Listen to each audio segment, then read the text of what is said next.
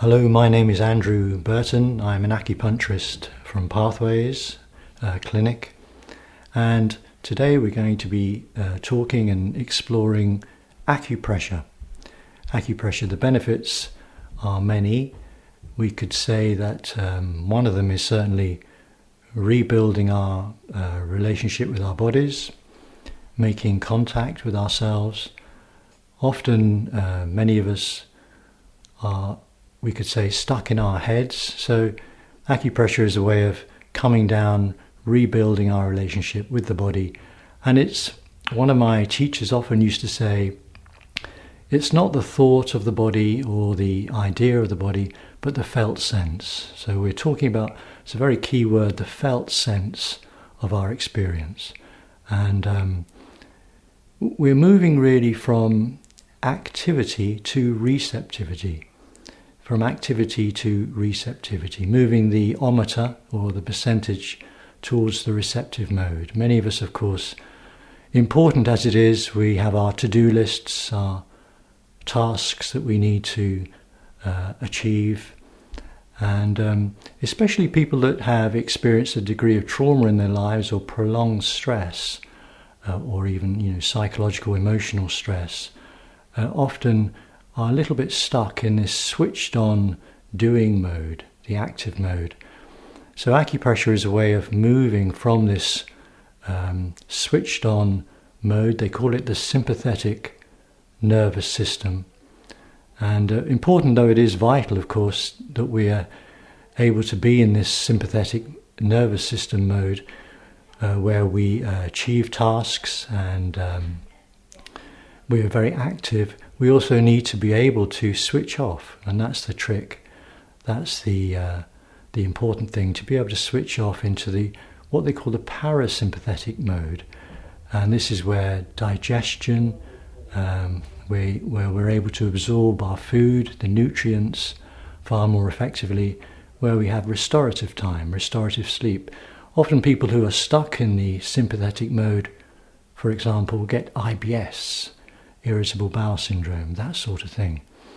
So we're going to look at something, an exercise, in fact 2 exercises, which you can do to prepare yourselves to practice acupressure or acupuncture even, but acupressure, prepare ourselves and to be able to start moving into what's called the parasympathetic mode.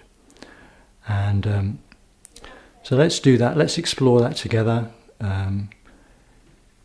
First things first, in all relaxation traditions, it's about being comfortable. So if you can, feel the weight of the body, the shape of the body supported by the chair. You can do this lying down on a bed or sitting in a chair, but the most important thing is always to be comfortable. And so with your face looking forward, you can clasp your hands, your fingers together, and move them behind the head on the bony mound at the back of the head called the occiput. And just have your hands there with your face looking forward and being comfortable, looking with your eyes to the right. So keeping your head fixed straight ahead, but just moving your eyes to the right as far as they'll go. And just notice if anything changes with the breathing. People often report a sigh from the body or that the breathing deepens. Don't worry if yours doesn't, just have a go and see what happens. And then coming back with your eyes to the center, looking straight ahead. And then I'd like you to move your eyes to the left, but this time of course, as before, keeping the head straight in the same position, looking forward, but moving your eyes as far as they'll go to the left. And again, noticing what happens in the breathing, with the breathing. And just notice again what happens in the body. If there's anything change in the body. And this is quite a traditional exercise to move from the sympathetic to the parasympathetic. So just try that. and see what happens. The important thing really is to have a degree of curiosity. Curiosity rather than striving for results. Curiosity is very much of the parasympathetic, so if we can be curious and also kind, then we can already begin to inhabit the parasympathetic mode of being. So, just a quick word on effort. One of my teachers used to quote a lovely phrase, which is, we use as little effort as possible, but as much as we need to. So we're not trying too hard, because that blocks our own progress and causes the muscles to tense up. But we're using as little effort as possible, but as much as we need to. So we bring our own judgment about that. Okay. So the second exercise is as follows, really. The same preparation, being comfortable, allowing the chair to support the shape and the weight of the body. Noticing the sounds around you. And if you're comfortable, closing the eyes. And bringing to mind someone or some being. It could be, of course, it could be a friend, a good friend, or a family member. It could be an angel, even a spirit being. Or some people even bring their pets to mind, bringing a being to mind that you know cares for you. Someone who perhaps offers you protection, wants the best for you, someone who loves you, someone who supports you, or someone who respects you. Not necessarily all those things, but perhaps at least one of them. So bringing this being, this companion who cares for you to mind, and notice what happens in the body. So we're not trying to get results, but just noticing what happens in the body when you bring this companion being, someone who cares for you, to mind.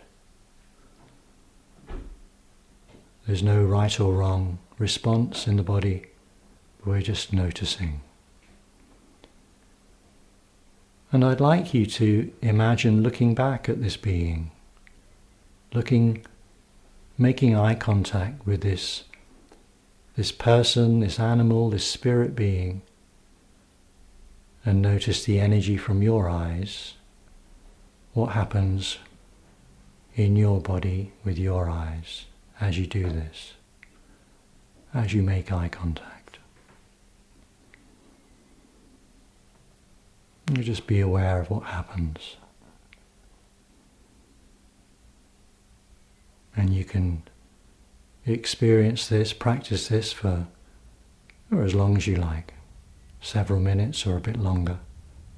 Take your time establishing, bringing this companion to mind.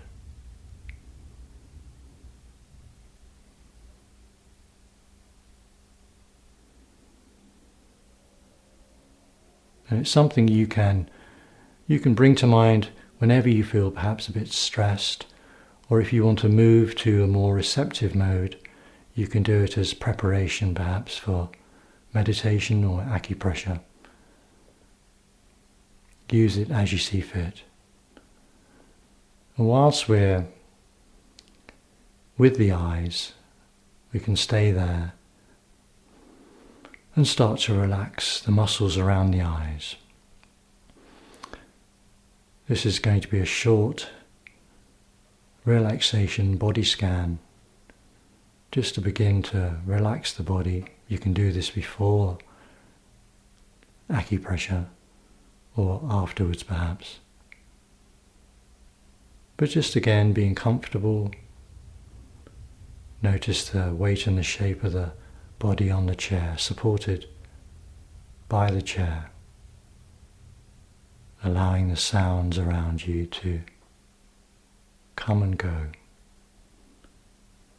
And we've used our eyes so much already today, and just allowing the muscles around the eyes to soften and relax, and the muscles in between the eyes. We can really relax the face. And we can even have a little bud of a smile in the eyes without any extra tension, and that sends a biochemical message to the body that it's safe to relax. Relaxing the jaw. In the sympathetic mode, sympathetic nervous system often tense in the jaw. And you can even relax the tongue, and in acupuncture, there's a pathway from the root of the tongue to the heart. So by relaxing the root of the tongue, we can begin to relax the heart. So the face is relaxing. And the hands, noticing the contact that the hands make with the body. The felt sense of the fingers and thumbs. So not the thought of the fingers or the idea of the fingers, but the felt sense.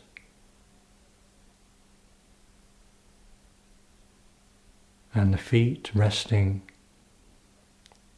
on the ground, noticing what the feet are in contact with, and allowing the feet to relax more and more. The felt sense of the feet. And the belly, noticing the belly. And we can imagine even breathing in, filling up the whole body with calmness and kindness. And each time we breathe out, allowing the muscles to rest and relax just that little bit more. And asking ourselves, can I relax just that little bit more?